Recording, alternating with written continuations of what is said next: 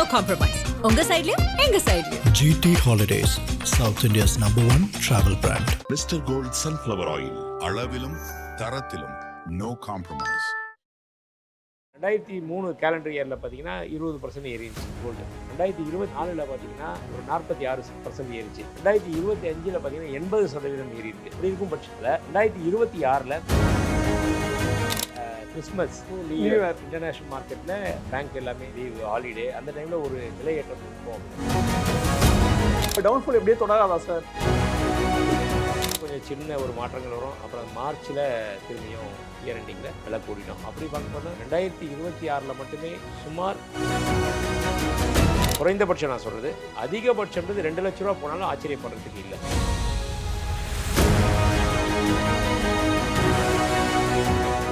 IBC தமிழர்களுக்கு வணக்கம். இன்றைய மூணு பேசுவதற்கு தங்கம் மற்றும் வைர வியாபாரிகள் சங்க மாநில பொதுச் செயலாளர் கோல்டு குரு சாந்தகுமார் இணைந்திருக்கா, அவரிடம் பேசலாம். வணக்கம் சார். வணக்கம். எப்படி சார் இருக்கீங்க? நல்லா இருக்கேன் முரளி, நீ எப்படி இருக்கீங்க? சார் நல்லா இருக்கேன் சார். Good good. சார் கடந்த சில நாட்களாகவே வந்து பார்த்தீங்கன்னா தங்கம் விலை ஏறிச்சு இறங்குச்சு மாறி மாறி போயிட்டு இருந்தது. இன்னைக்கு சடனாக வந்து பார்த்தீங்கன்னா ஒரு பெரிய டவுன்ஃபால், அதாவது சவரனுக்கு மட்டுமே 3360 ரூபாய் கம்மியாகிருக்கு சார். இந்த டவுன்ஃபாலுக்கு என்ன காரணம்? இது பெரிய ரீசன்லாம் சொல்ல முடியாது. என்னன்னா முக்கியமான காரணங்களும் இதில் கிடையாது. நம்ம ஏற்கனவே பேசியிருக்கோம் பார்த்தீங்களா. அதாவது வந்து தங்கம் விலை இந்த கடைசியில், அதாவது Christmas to new year international மார்க்கெட்டில் பேங்க் எல்லாமே லீவ் ஹாலிடே அந்த டைமில் ஒரு விலையேற்றம் இருக்கும் அப்படின்னு. அதே மாதிரி விலையேற்றம் வந்துச்சு. யாருமே அபரீதமான டக்குன்னு ஒரு 2-3 நாள்லேயே பார்த்தீங்கன்னா நல்ல ஸ்பைக் ஆச்சு. 230 ரூபாலேருந்து 250 ரூபா, 270, 285 வெள்ளியை பொறுத்த வரைக்கும். தங்கத்தை பொறுத்த வரைக்கும் 2500 2600, 800, 13000, 13100 அந்த மாதிரி வந்துச்சு. இப்படி வந்துக்கிட்டு இருந்த அந்த இது வந்து இடைப்பட்ட காலத்தில் தற்காலிகமான ஒரு விலையேற்றம். அந்த விலையேற்றத்தில் யாருமே எதிர்பார்க்காத அளவுக்கு வேறு ஏறிடுச்சு. அதில் அந்த ப்ராஃபிட் புக்கிங் பீரியட்னு சொல்லுவோம். இதை அந்த இன்வெஸ்டர்ஸ்லாம் இருக்காங்களா, அந்த ஷார்ட் டேர்மில் இன்வெஸ்டர்ஸ்லேயே 2-3 விதம் இருக்காங்க. சில பேர் வந்து லாங் டேர்மில் ப்ராஃபிட் பார்க்கணுன்னு பார்ப்பாங்க. சில பேர் ஷார்ட் டேர்மில் டக்குன்னு இன்றைக்கி இன்வெஸ்ட் பண்ணுறோமா, இன்றைக்கி ஒரு 10 கோடி போடுறோம், அதுக்கு ஒரு 10 லட்ச ரூபா வருது அப்படின்னா ஒரு ஷார்ட் டேர்மில் கிடைக்குதா அப்படின்ற அந்த மாதிரி தான் இந்த ஒரு விலை இறக்கத்தை நான் பார்க்குறேன். அந்த இன்வெஸ்டர்ஸ் எல்லாருமே ப்ராஃபிட் புக்கிங்காக டக்குன்னு ஒரு எடுத்தாங்க. அதுலேருந்து அப்படி நிறைய சேல்ஸ் கோல்டு வரவும் பையர் கம்மி ஆயிடுச்சு. அந்த பேனிக் செல்லிங் ஆகிடுச்சு அந்த இடம். அதனால் இந்த விலை இறக்கம், அதாவது ஒரு கிராம் ஒன்றுக்கு 420 ரூபாயும், ஒரு சவரன் ஒன்றுக்கு 3360 ரூபாயும், வெள்ளியை பொறுத்த வரைக்கும் ஒரு கிலோவுக்கு 23,000 ரூபா ஒரே நாளில். நேற்றுக்கு கணக்கு 2,81,000 ரூபா, இன்றைக்கி 2,58,000 ரூபா அப்படின்ற அளவுக்கு இது வரைக்கும் வெள்ளியோட வரலாற்றில் கூட இந்த அளவுக்கு ஒரே நாளில் ட்ராப் ஆனது இல்லை. இது எல்லாமே இந்த காரணங்கள் தான். திரும்பியும் அது ரெக்கவர் ஆரம்பிச்சிடும். இன்னும் 1-2 நாளில் கூட திருப்பி விலை ஏற ஆரம்பிச்சு. சார் இப்போ தான் கொஞ்சம் ஹாப்பியாக இருந்தோம் சார். அதாவது மக்கள் வந்து பார்த்தீங்கன்னா காலைல நியூஸ் பார்த்தோன்னே ஐயோ 3330 ரூபா கம்மியாயிடுச்சு, ஓகே அப்போ இந்த டவுன்ஃபால் எப்படியே தொடரும் அப்படியே எதிர்பார்த்தாங்க சார். இப்போ டவுன்ஃபால் எப்படியே தொடராதா சார்? கண்டிப்பாக தொடராது. இப்போ இருக்கிற சூழ்நிலையில் தொடராது. இப்போ ஏன்னா மற்ற பெரிய காரணங்கள், அதாவது ஒரு போர் வர்றதோ இல்லை மற்ற இதுவோ அதெல்லாம் கிடையாது. இது வந்து ஒரு தற்காலிகமான விலையேற்றம். ஓகே, அதுதான். அந்த இதுலேருந்து திருப்பி கொஞ்சம் ரிவர்சல் ஆகிருக்கு திருப்பியும். பட் என்னதான் இருந்தாலும் பெஞ்ச் மார்க் அந்த 1 லட்ச ரூபா ஒரு சவரனு, அதை வந்து அதுலேருந்து குறையும்னா ஒரு 5% இல்லை ஒரு அதிகபட்சம் 8% அந்த மாதிரி குறையிறதுக்கு தான் வாய்ப்பு இருக்கே தவிர நிறைய அதுக்கு மேலே ஃபுல்லாலாம் கம்மியாகாது அப்படின்னீங்க. சார் இப்போ நீங்கள் கோல்டை பொறுத்த வரைக்கும் ப்ராஃபிட் புக்கிங் பண்ணியிருப்பாங்க, அதனால மேபி கம்மியாக இருக்கும் அப்படின்னு சொல்லியிருந்தீங்க சார். வெள்ளியை பொறுத்த வரைக்கும் எதுவும் அவ்வளோ கம்மியாச்சு? ஏன்னா ஒரு 3 days to 4 days முன்னாடி வந்து பார்த்தீங்கன்னா கிராமுக்கு மட்டுமே 20 ரூபாய் கிட்ட ஏறிச்சு சார். அது பெரிய ரெக்கார்டு அப்படின்னு சொன்னாங்க. நீங்கள் சடனாக வந்து 23K டவுன்ஃபால் ஆகும்போது எதுனால சார் ஆச்சு? அதுவும் அதே தான். இதுக்கும் ப்ராஃபிட், இதுவும் ப்ராஃபிட் புக்கிங் தான். கோல்டும் சில்வருமே இப்போ ஈக்குவலாக, கோல்டுக்கு ஈக்குவலாக சில்வரும் வந்து ட்ரேட் ஆகுது. நம்ம சொன்னோம் பார்த்தீங்களா, ஒரு டைம் சொல்லியிருந்தோம் கோல்டு லெவல் ப்ரைஸு சில்வர் வரணும், அது 3 மடங்கு கோல்டுக்கு என்ன 1 லட்ச ரூபா கோல்டு ஒரு சவரன் அப்படின்னா 3 சவரன் வந்து 3 லட்ச ரூபா. 1 கிலோ கோல்டு அந்த லெவலுக்கு வரணும் அப்படின்னா கூட இன்றைக்கி இன்னும் கணக்கு பார்த்தா இன்னும் வெள்ளி கம்மியாக தான் இருக்குது. இன்றைக்கி கணக்குப்படி பார்த்தா கூட 3 லட்ச ரூபா வரணும். இன்றைக்கி 258 தான் இருக்குது. அதனால் வெள்ளியினுடைய விலை இன்னும் ஏறும். இது எல்லாமே இந்த ப்ராஃபிட் புக்கிங்காக தான் கோல்டும் சில்வருமே ரெண்டுமே இறங்கினதுக்கு ரீசன். இப்போ நடுத்தர மக்கள்லாம் வந்து பார்த்தீங்கன்னா ரொம்பவே பாதிக்கப்படுறாங்க சார். அவங்க அகைன் என்கிட்ட நாங்கள் ஆக்சுவலாக வந்து போன வாரம் பப்ளிக் பைட் போயிருந்தோம். அவங்க கிட்ட கேட்கும் போது தங்கம் விலை ஏறிட்டு இருக்கு எப்படி பார்க்குறீங்க சொல்லும் போது எல்லாரும் சொல்கிற ஒரு விஷயம் வந்து பார்த்தீங்கன்னா நாங்கள் தங்கத்தை எப்படி வாங்குறது, இவ்வளோ அதிகமாக இருக்கே அப்படின்னு கேட்குறாங்க. அவங்களுக்கு நீங்கள் கொடுக்குற அட்வைஸ் என்ன சார் சொல்லுவீங்க? இல்லை, நான் கூட பார்த்தேன், அந்த இன்டர்வியூ பார்த்தேன். ஆமாம், நல்லா இருந்துச்சு. பலதரப்பட்ட மக்கள் பேசியிருந்தாங்க. நல்லா ஒவ்வொருத்தருமே அவங்களுடைய இன்புட் கொடுத்துருந்தாங்க. மக்களை பொறுத்த வரைக்கும் அந்த மாதிரி இருக்கவங்களுக்கு இந்த விலையேற்றம்ன்றது சாமானியர்களை பொறுத்த வரைக்குமே, நானும் இந்த ஒரு நகைக்கடை வியாபாரி இல்லாமல் நானும் ஒரு பொதுமக்களாக இருந்து நான் வேறு ஒரு தொழில் பண்ணிவிட்டு நான் பொதுமக்களாக இருந்தேன்னா நானும் அதான் பேசுவேன். ஐயோ இந்த மாதிரிலாம் போயிட்டு இருந்தால் என்ன பண்ண முடியும், என்ன அது ஆதங்கம் நம்மளுடைய நம்மளுடைய நிலைமையிலேருந்து பார்ப்போம். அது உண்மைதான். ஆனால் அதே டைமில் இதில் ஒரே ஒரு விஷயத்தை மட்டும் தெரிஞ்சுக்கணும். இந்த விலை குறைப்பு, விலை ஏற்றத்தை தடுக்கிறது, இது எதுவுமே யார் கையிலையுமே கிடையாது. ஒரு வியாபாரி கையிலையோ, ஒரு பொருளாதார நிபுணர் கையிலையோ, இல்லை ஒரு அரசாங்கம் கையிலையோ, யார் கையிலுமே பெரும் முதலீட்டாளர்கள் கையில் கூட கிடையாது. முதலீட்டாளர்ன்றது வந்து பல லட்சக்கணக்கான முதலீட்டாளர்கள் யாரை கண்ட்ரோல் பண்ண முடியும்? அதனால் எதுவுமே கிடையாது. இது குளோபலைஸ் பார்த்திங்கன்னா எல்லாருமே ஒட்டுக்க வர தங்கம் கொஞ்சம் கொஞ்சமாக ஏறிட்டுருக்கு. சாமானியர்கள் என்ன பண்ணலாம் அப்படின்னு பார்த்தோம்னா, நீங்கள் 1 கிராம் தங்கம் இன்றைக்கி 13,000 ரூபா விற்கிது அப்படின்னா 2 கிராம் வாங்கலான்னு நம்ம பணத்தை வச்சிட்ருக்கோம். 30,000 ரூபா கூலி சேதாரம்லாம் சேர்ந்து 26,000 ரூபாய் தங்கம், கூலி சேதாரம், டேக்ஸு எல்லாம் சேர்ந்து 30,000 ரூபா வந்துடுது. 2 கிராம் எடுக்கலான்னு வச்சுருக்கீங்க. விலை 14,000 ரூபா வந்துடுச்சு. அப்படின்னா 2,000 ரூபா கிராம். 1 கிராமுக்கு 1000 ரூபா ஏறிது, 2 கிராமுக்கு 2,000 ரூபா ஏறிச்சு. அதனால் பயந்துக்கிட்டு தங்கத்தை வாங்காமல் இருக்காதீங்க. ஏன்னா நான் சொல்கிறது என்னுடைய வியாபாரத்துக்காக சொல்லலை. வந்து வாங்கினா எல்லாருமே எங்களில் வருவாங்க, நீங்கள் வாங்காது அப்படிக்காக சொல்லலை. ஜென்ரலான ஒரு விஷயம் என்னென்னா, நீங்கள் அந்த 2 கிராம் எடுக்கிற இடத்துல விலை ஏறி போச்சா, 1 கிராம் 900 எடுக்க முடியுமா, இல்லை 1,800 எடுக்க முடியுமா, எடுத்துருங்க. எவ்வளோ வருமோ எடுத்துருங்க. விலை ஏறினா என்ன, நம்மளுடைய எடுக்கக்கூடிய அளவு கொஞ்சம் குறையும், மில்லிகிராமில் குறையும். 10 பவுன் எடுக்கணுன்றப்போ ஒரு 9,5 பவுன் எடுக்கிற மாதிரி இருக்கும். பரவாயில்ல, 9,5 பவுன் எடுத்துருங்க. ஆனால் எடுக்காமல் விட்டிங்கன்னா இன்னும் இருக்கிற ஒரு சுச்சுவேஷனை பார்த்தா சூழ்நிலைகள் 2003 கேலண்டர் இயரில் பார்த்திங்கன்னா 20% ஏறிச்சு கோல்டு. 2024 பார்த்திங்கன்னா ஒரு 46% ஏறிச்சு. 2025 பார்த்திங்கன்னா 80% ஏறி இருக்குது. அப்படி இருக்கும் பட்சத்தில் 2026 குறைந்தபட்சம் 40% விலை ஏறும். ஆவரேஜாக சொல்கிறீங்க. இந்த வருஷம் ஏறினதுலேயும் பாதி தான் சொல்கிறேன். அப்படி இருக்குன்னப்போ நம்ம மற்ற எல்லாத்த விட தங்க முதலீடு தான் சிறந்தது. அதனால் இதில் தாராளமாக பண்ணலாம். நம்மளுடைய சக்திக்கு தகுந்த மாதிரி பண்ணுங்கள். கொஞ்சம் குறைச்சி கூட பண்ணுங்கள். ஆனால் நிப்பாட்டாமல் பேனிக் ஆகாமல் இருக்கும். சார், இப்போ மக்களை பொறுத்த வரைக்கும் இவ்வளோ ப்ராப்ளம்ஸ் ஃபேஸ் பண்ணுறாங்க சார். இப்போ ஆஸ் அ டீலராக நீங்கள் சொல்லுங்கள், இந்த தங்க விலை ஏறும்போது சரி இறங்கும்போது சரி நீங்கள் என்ன மாதிரியான ப்ராப்ளம்ஸ்லாம் ஃபேஸ் பண்ணுறீங்க சார்? கரெக்டான கேள்வி. ஏன்னா இப்போது எப்போயுமே மக்களை பற்றி தான் கேட்பீங்க. கரெக்ட். ஏன்னா இப்போ நான் தான் யோசித்தேன், சப்போஸ் வந்து இப்போ நீங்கள் என்ன மாதிரி ப்ராப்ளம்ஸ்லாம் ஃபேஸ் பண்ணுவீங்க அப்படின்னு. என்ன மாதிரினா, நம்பர் 1 எங்களுக்குமே அது ஒரு பாதிப்பு தான். மக்கள் எப்படி வந்து தன்கிட்ட இருக்கிற பணத்துக்கு வந்து கம்மியானதை வாங்குங்கன்னு நான் ஈஸியாக சொல்லிடுறேன். அதே மாதிரி தான் நானும். இன்றைக்கி இப்போ புது வருஷம் வருது, பொங்கல் வருது. இப்போ கலெக்ஷன் இப்போல்லாம் பார்த்திங்கன்னா, முதல்லலாம் மக்கள்கிட்ட பொறுமை இருந்துச்சு. ஒன்று வேணும்னா வருவாங்க, பார்ப்பாங்க, டிசைன் இல்லைன்னா ஆர்டர் கொடுத்து வாங்கிட்டு போவாங்க. 10 நாள் வெயிட் பண்ணுவாங்க, செய்து தருவோம். இன்றைக்கி அப்படி இல்லை. வரணும், டிசைன்ஸ் கலெக்ஷன்ஸ் பார்க்கணும்.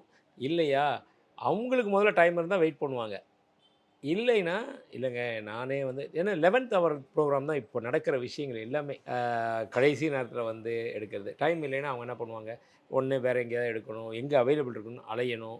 மொத்தம் அந்த மாதிரி ஒரு சூழ்நிலை. அப்போது நானுமே நிறைய டிசைன்ஸ் வந்து வைக்கணும். நிறைய டிசைன்ஸ் வைக்கணும்னா இப்போ இருக்கிறத நாளுக்கு நாள் முதலீடு நிறைய தேவைப்படுது. அந்த முதலீடுன்னு பார்த்திங்கன்னா சுமார் 2 வருஷத்துக்கு முன்னாடி ஒரு 1 கிலோ கோல்டு நான் இன்வெஸ்ட்மெண்ட்டு புதுசாக டிசைன் எடுத்து வைக்கணும் அப்படின்னு சொன்னால் என்கிட்ட பணம் இல்லை. இப்போ எல்லா முதலாளிகளுமே பணத்தை கையில் வச்சுக்கிட்டு இருக்கிறதில்ல. ஒரு அமௌண்ட் இருக்கும், நம்ம இன்வெஸ்ட்மெண்ட் போட்டிருப்போம். புதுசு இன்னும் வேணும்னா என்ன பண்ணுவோம், பேங்க்கில் லோன் எடுக்கணும், இல்லை வேறு ஒரு ரொட்டேஷனில் ஒரு அமௌண்ட்டை வாங்கணும், வட்டிக்கு வாங்கணும். இந்த மாதிரி நிறைய விஷயங்கள் இருக்கு இல்லையா.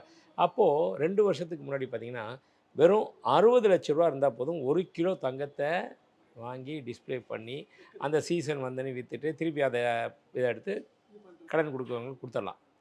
ஆனால் இன்றைக்கி அதே 1 கிலோ தங்கம் வாங்கணுன்னா 1,40,40,000 ரூபா தேவைப்படுது. 60 லட்ச ரூபா இருந்தது எங்கே இருக்குது, 1 கிலோ 1,40,00,000 எங்கே இருக்குது, 2 மடங்குக்கும் மேலே ஆகி போயிடுச்சு தங்கத்தினோட விலை. அப்போ எனக்குமே நான் வாங்கணுன்னாலும் ஜாஸ்தி, இன்ட்ரெஸ்ட்க்கு வாங்குறதோ இல்லை வெளியில் ரிஸ்க்கு ஜாஸ்தி, இந்த மாதிரி இருக்குது.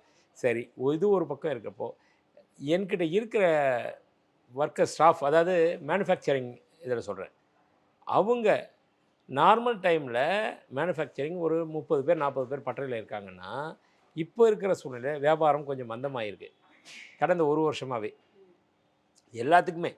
அப்படி இருக்கப்போ அந்த ஒர்க்கர்ஸ் எல்லாருமே பாதி பேர் தான் இப்போ நாங்கள் லே ஆஃப் பண்ணி வச்சுருக்கோம். அவங்களுடைய வாழ்வாதாரம் கூட முழு சம்பளம் தர முடியாது, பாதி பேருக்கு வேலை தான் கொடுக்க முடியும். ஏன்னா ஃபுல்லாக வேலை இல்லைல்ல, அப்படின்றப்போ அந்த மாதிரி வச்சுருக்கோம். அப்போ திடீர்னு ஏதாவது ஒரு ஆர்டர் வந்தால் கூட நாங்கள் திருப்பி அந்த ஒரு கட்டாயத்துக்கு தள்ளப்படுறோம். எங்களை நம்பி இருக்காங்க அவங்க எல்லாம். அவங்கள வந்து நாங்கள் வந்து அரவணைச்சு கொண்டு போயே ஆகணும். அவங்கள வந்து அட்லீஸ்ட் இப்போ ஒரு எக்ஸாம்பிள் சொல்கிறேன். 40,000 ஒருத்தருக்கு சம்பளம் கொடுக்குறோம், ஒரு ஆச்சாரி ஒருத்தர் கொடுத்து வச்சுருக்கோம். வேலையே இல்லை அப்படின்னா கூட நான் இல்லைன்னு சொல்லி சும்மா அனுப்ப முடியாது. கண்டிப்பாக அவருக்கு நான் பாதி சம்பளத்தை கொடுத்து அவரை வந்து இல்லைப்பா வேலை வரும் வெயிட் பண்ணு அப்படின்னு பாதியாக சம்பளம் கொடுக்கும், சும்மா உட்கார வச்சு கொடுக்க வேண்டிய சூழ்நிலை ஆகிடுச்சு. இந்த மாதிரி எங்களுடைய ஓவர் ஹெட்ஸ் ஏறிக்கிட்டு இருக்குது. இன்னொன்று செக்யூரிட்டி ரீசனும் பயங்கரமாக இருக்குது. முதல்லலாம் வந்து இப்போ விலை ஏற ஏற எல்லாருடைய பார்வையும் இந்த பக்கம் வேறு திரும்பும். அப்படின்றப்போ இதில் வந்து இன்னும் கவனம் ஜாஸ்தி இருக்கும். செக்யூரிட்டி ஆஸ்பெக்டில் பார்த்தாலும் சரி, இது ஒரு மிகப்பெரிய ஒரு சேலஞ்சிங் பீரியடாகவும் நாங்கள் நினைக்கிறோம். இந்த விலை ஏற்றம் இன்னொரு லாஸ்ட்டு வந்து வியாபாரமும் கொஞ்சம் குறைஞ்சிருக்கு. இதெல்லாம் ப்ராக்டிக்கலாக நான் சொல்ல வரேன். என்னென்ன பிரச்சனைகள் ஃபேஸ் பண்ணுறோம் அப்படின்னு சொல்கிற விஷயங்கள். சில பேர் வந்து பெரிய பெரிய நிறுவனங்கள் கூட இதில் ததிகினத்தை போடுறாங்க. ஏன்னா எவ்வளோ நாள் சமாளிக்க முடியும்? அடுத்த பேங்க்கில் வாங்கியிருக்க எல்லாருமே வந்து 90% ஃபுல் அமௌண்ட்டை வச்சு போடுறதில்ல. ஒரு 50% ஓன் ஃபண்ட் இருக்கும், 50% வந்து லோன் இருக்கும். அப்படி அதுக்கு எல்லாமே வட்டி கட்டணும்ல. அமௌண்ட்டு பெருசு ஏறிட்டு போகுது, அதுக்குள்ள இன்ட்ரெஸ்ட்டும் அதே மாதிரி பெருசாக வந்துடுது இல்லையா? அதனால் இது ஒரு சேலஞ்சிங் பீரியட் தான். நம்மளோட சொல்லிக்கலாம் விலை ஏறி போச்சு அப்படின்னு சந்தோஷப்படலாம். நம்மளோட இருக்கிற ஸ்டாக்குக்கு நம்மளுடைய ஸ்டாக் வச்சுருந்தோம்னா ஓன் ஸ்டாக்காக இருந்தால் ஓகே. பேங்க்கோடைய ஸ்டாக்காக இருந்தால் அதுவும் பண்ண முடியாது, கஷ்டம் தான். என்றைக்காக இருந்தாலும் இந்த ஜுவல் லோன் எடுத்துருக்காங்க பாருங்கள், மெட்டல் லோன் சொல்லுவோம். அதெல்லாம் என்றைக்காக இருந்தாலும் சரி விலை ஏறினாலும் அவங்க வந்து மெட்டலாக தான் தரணும். முதல்ல எடுத்துருவாங்க லோனு. 3 கிலோ எடுக்கிறாங்க பேங்க்லன்னா அவங்க ரீபே பண்ணுறப்போ அன்னைக்கு என்ன ரேட் இருக்கோ அந்த ரேட்டில் தான் ரீபே பண்ணணும். அப்படி ஒரு சூழ்நிலையெல்லாம் இருக்குது. அதனால் இது ஒரு சேலஞ்சிங் பீரியட் தான். ஸோ லாஸ்ட் கொஸ்டின் சார், இப்போ என்ன சொல்கிறாங்கன்னா மியூச்சுவல் ஃபண்ட் ஒன்று இருக்குது, கோல்டு ஒன்று இருக்குது. நீங்கள் வந்து கோல்டில் வந்து கோல்டாக இன்வெஸ்ட் பண்ணாமல் மியூச்சுவல் ஃபண்ட்லேயே வந்து பார்த்தீங்கன்னா ஒரு செட் ஆஃப் இதில் வந்து கோல்டு ஒன்று இருக்குது, நீங்கள் அதை இன்வெஸ்ட் பண்ணாலும் வந்து பார்த்தீங்கன்னா உங்களுக்கு ப்ராஃபிட் கிடைக்கும் அப்படின்னு சொல்கிறாங்க. உங்களோட பார்வை என்ன சார் இதில்? இல்லை, அது சாமானியர்களை பொறுத்த வரைக்கும் எத்தனை பேருக்கு அதெல்லாம் தெரியும்? எத்தனை பேர் பேன் கார்டு வச்சுருக்காங்க? இப்போ நம்ம நாட்டிலேயே 1,147 கோடி பேர் இருக்காங்க. பேன் கார்டு வச்சு இன்கம் டேக்ஸ் கட்டுறவங்க எத்தனை அப்படின்னு சொல்லி பார்த்தீங்கன்னா 10-20% பேர் தான். மீதி யாருமே. அப்படி இருக்கும் பட்சத்தில் அந்த சாமானிய மக்களுக்கு வந்து மியூச்சுவல் ஃபண்டு ஓப்பன் பண்ண தெரியாது, ஷேர் மார்க்கெட்டில் ஓப்பன் பண்ண டிமேட் அக்கௌண்ட் ஓப்பன் பண்ண தெரியாது. அவங்களுக்கு தெரிஞ்சது எல்லாமே காசு வந்தால் அவங்களுக்கு சம்பளம் கூட வந்து பணமாக தான் வரும், பேங்க்கில் அக்கௌண்ட் கிரெடிட் ஆகுறதில்ல. ஐடி செக்டார் பீப்புளுக்கோ மற்றவங்களுக்கு தான் பேங்க்கில் வருது, மற்றவங்க எல்லாத்துக்குமே பணமாக வரும். அதில் சேமித்து கேஷாக வாங்குறவங்க. அந்த மானிய மக்களை பொறுத்த வரைக்கும் மியூச்சுவல் ஃபண்டாக என்னென்னே புரியாது. அந்த மாதிரி பீப்புள் தான் இன்றைக்கி பாதி பேர் இருக்காங்க. விஷயம் தெரிஞ்சவங்க, படித்தவங்க, இந்த மாதிரி ஐடி செக்டாரில் இருக்கவங்க, உங்களை மாதிரி யங்ஸ்டர்ஸு, இவங்களுக்கெல்லாம் அதை பற்றி மொபைல் நோட்ட தெரியும், ஷேர் மார்க்கெட் டீல் பண்ண தெரியும். அதில் இன்னும் அந்த மாதிரி இருக்கிறவங்களுக்கு ஓகே. இருந்தாலுமே அது வந்து பேப்பர் கோல்டு நல்லது தான். மியூச்சுவல் ஃபண்டில் கோல்டில் இன்வெஸ்ட் பண்ணுறது கூட நல்லது தான். இதே வந்து ஒன்றும் வித்தியாசம் பெரிய கிடையாது. அதே மாதிரி தான் கோல்டு ஏற ஏற அதுலேயும் இருக்கிறது ஏறப்போகுது. போட்டு அனுபவிக்கிறோம். இப்போ நீங்கள் கூட போட்டிருக்கீங்க, ஒரு காதில் கடுக்குன்னு போட்டிருக்கீங்க, கோல்டில் போட்டிருக்கீங்க. அந்த விலை வந்து நீங்கள் கம்மியான ரேட்டில் வாங்கியிருக்கீங்க. இப்போ வரப்போ உங்களுக்கே நினச்சி பார்க்குறப்போ இது நான் 1,500 இருக்கப்போ எடுத்ததுப்பா, இன்றைக்கி விலை போனால் 5,000 நமக்கு ஒரு பெருமிதம் வரும். ப்ளஸ் போடுறதுக்கும் நமக்கு வெறும்னு இதே இந்த 1,500 தங்கத்தில் மட்டும் ஒரு பேங்க்கில் அக்கௌண்ட்டில் இருந்துட்டு பேப்பர் கோல்டில் இருந்து இன்றைக்கி 5,000 கூட அது பட் நம்ம அனுபவிக்கிறோம்ல. அது மாதிரி தான் ஒரு பொருள், மோதிரமாகட்டும் வளையல் ஆகட்டும், அது லேடிஸை பொறுத்த வரைக்கும் ரொம்ப. ஜென்ஸ் பொறுத்த வரைக்கும் ஒரு அவ்வளோ கேஷுவலாக விட்டுடலாம். நல்ல ஷர்ட்டு அது பேண்ட் மட்டும் போடுவாங்க அப்படின்னு கேட்டால் எனக்கு அது பிடிக்காது அப்படின்னு. பட்டு தங்கத்தை பிடிக்காத பெண்கள் இருக்காங்களா? கிடையவே கிடையாது. அவங்கள பொறுத்த வரைக்கும் அது இட்ஸ் அ ஸ்டேட்டஸ் சிம்பிள். அதனால் தங்கத்தில் அவங்க போட்டு விரும்புகிறதும் அதனால தானங்க இன்றைக்கி வந்து உலகத்திலேயே எல்லா நாடுகள்கிட்டையும் இருக்கிற தங்கத்தை விட இந்தியாவில் பெண்கள்கிட்ட அதிகமாக இருக்குது. இன்றைக்கி இந்த தங்க விலை ஏறி இருந்தால் கூட பல குடும்பங்களை லட்சாதிபதி ஆகிருக்கிறது இந்த தங்கம் தான். 10 பவுன் தங்கம் இருந்துச்சு அப்படின்னா ஒரு காலத்தில் 20,000 30,000 இருக்கப்போ அதோட மொத்த விலையே 2 லட்சம் தான் இருந்துச்சு. இன்றைக்கி 10 பவுன் 15 பவுன் கிடச்சிருந்தானா அவங்களும் 10 லட்ச ரூபாலேருந்து 15 லட்ச ரூபாய்க்கு அதிபதி. அப்போ லட்சாதிபதி ஆகிட்டாங்கல்ல. அந்த மாதிரி விதத்தில் பார்க்க போனால் அது ஓகே. பட் சாமானியர்களை பொறுத்த வரைக்கும் எப்பயுமே அது எவ்வளோ காலங்கள் ஆனாலும் தங்கம் அப்படின்னா ஒரு ஆபரணத்து மேலே தான் அது இன்வெஸ்ட் பண்ணுறதுக்கு விரும்புவாங்க. இந்த கொஸ்டின் ஆல்ரெடி உங்ககிட்ட கேட்டுட்டேன், பட் அகைன் கேட்குறேன். 2026 ஸ்டார்ட் ஆக போகுது, தங்கத்தோட பார்வை எப்படி சார் இருக்கும்? தங்கத்துடைய பார்வைன்னு பார்த்தீங்கன்னா எப்படியும் இந்த பொங்கல் இதெல்லாம் வர்றப்போ ஃபெஸ்டிவல் சீசனுக்கு எப்பயுமே ஒரு டிமாண்ட் வரும். அது நம்மளை பொறுத்த வரைக்கும் தை திருநாள், இந்த தை மாதம் பிறந்தோடனே தை பிறந்தா வழி பிறக்கும்னு சொல்லுவாங்க. இப்போ இருக்கிற இந்த கல்டிவேஷன்லாம் முடிஞ்சு விவசாயிகளுக்கு எல்லாம் பணம் வந்திருக்கும். நம்ம இதை பொறுத்த வரைக்கும் பெரும்பகுதி விவசாயம் வருமானம் ஜாஸ்தி, நகர்ப்புறம் இல்லாமல் கிராமப்புறத்து சைட்லாம் அந்த பணம் எல்லாமே தங்கத்தில் தான் இன்வெஸ்ட் பண்ணுவாங்க. அவங்களுக்குமே வேறு வழி தெரியாது. ஒன்று மண் இல்லாட்டி பொண்ணு கோல்டில் போடுவாங்க, இல்லாட்டி நிலத்தை வாங்குவாங்க. இப்போ இருக்கிற விலையில நிலத்தை வாங்க முடியாது, ஏன்னா ரியல் எஸ்டேட் வந்து ஏறி போய் விலை கோடிக்கணக்கில்னால ஒரு விவசாயி போய் அதை வாங்க முடியாது. ஸோ அடுத்தது கோல்டுக்கு தான் வர்றாங்க. கோல்டுடைய தேவைகளும் ஜாஸ்தி இருக்குது, விலையும் ஏறும். பிப்ரவரி வாக்கில் கொஞ்சம் சின்ன ஒரு மாற்றங்கள் வரும். அப்புறம் மார்ச்சில் திரும்பியும் இயர் எண்டிங்கில் விலை கூடிட்டோம். அப்படி பார்க்க பார்த்தா ஒரு 2026 மட்டுமே சுமார் 1,30,000 1,50,000 ரூபா மினிமம் ஜூலை டு ஆகஸ்ட் மாதமே வர ஆரம்பிச்சிடும். குறைந்தபட்சம் நான் சொல்கிறது, அதிகபட்சம்ன்றது 2 லட்ச ரூபா போனாலும் ஆச்சரியப்படுறதுக்கு இல்லை. ஓகே, 2026 2026 அந்தளவுக்கு. வெள்ளியும் அதே மாதிரி பார்த்திங்கன்னா 300லேருந்து 350 ரூபா 375 ரூபா வரைக்கும் ஒரு கிராம் வந்துடும். அது இன்னும் சொல்லப்போனால் லாங் டேர்மில் இன்னும் ஒரு 5லேருந்து 10 வருஷத்தில் பார்த்திங்கன்னா இன்னும் தங்கத்தினுடைய விலை இந்த ரேஞ்சில் ட்ராவல் பண்ணிச்சுன்னா தங்கத்தையே தூக்கி சாப்பிடணும்னு சொல்கிறீங்களா? தங்கத்தினுடைய விலையே வந்து யாருமே கணிக்க முடியாத எட்டாத உயரத்துக்கு அப்போ தான் உண்மையிலே போய் சேரும். அந்த அளவுக்கு கூட வரலாம். அது ஒரு பார்வை பொருளாக கூட போயிடும் ஒரு லெவலில். சாமானியர்கள் வந்து பார்த்துட்டு எனக்கு வந்துட்டு ஓகே இப்போ டைமண்ட் நம்ம எப்படி பார்க்குறோமோ அப்போ நம்ம அப்படி பார்ப்போம்னு சொல்கிறீங்க. அந்த மாதிரி ஆகிடும். இன்றைக்கி வந்து நிச்சயமாக இது கொஞ்சம் அதிகமாக தெரியக்கூடிய தங்கம் நாளைக்கு பரவாயில்லையே அன்னைக்கெல்லாம் 1 லட்ச ரூபா தான் இருந்துச்சு அப்படின்னு பேசுகிற மாதிரி பேசும் பொருள் ஆகிடும். இப்போ கூட எங்கள் அம்மா அப்பா பேசும்போது அப்போலாம் வாங்க 350 ரூபா தெரியுமா தங்கம் அப்படின்ட்டு. ஆமாம், இப்போ ஒரு கிராம் வந்து 350 ரூபா 400 ரூபா வந்து 90லேருந்து 2000 காலகட்டத்தில் அப்படி அந்த ரேஞ்சில் இருந்துச்சு. அப்பையும் நம்ம வந்து தங்கம் ஒரு எட்டாக்கனியாக தான் இருந்துச்சு, ஒரு இதாக இருந்துச்சு. நாளுக்கு நாள் கொஞ்சம் கொஞ்சமாக உயரும். ஆனால் இது இந்த லெவல் வரும்னு யாருமே எதிர்பார்க்க மாட்டாங்க. அது இந்த கடந்த ஒரு 3 வருஷத்தில் அதிகமாச்சு. அதுவும் இந்த வருஷம் தான் இது வரைக்கும் தங்கத்தினுடைய சரித்திரத்திலேயே இந்த வருஷம் தான் ரொம்ப 2025 ஒரு மைல்கல். அது இந்த அளவுக்கு விலை உயர்ந்திருக்கு. பல பேருக்கு சாதகம், ஏன்னா யாரெல்லாம் தங்கத்தை வச்சுருக்காங்களோ அவங்களுக்கு சாதகம், இல்லாதவங்களுக்கு பாதகம்.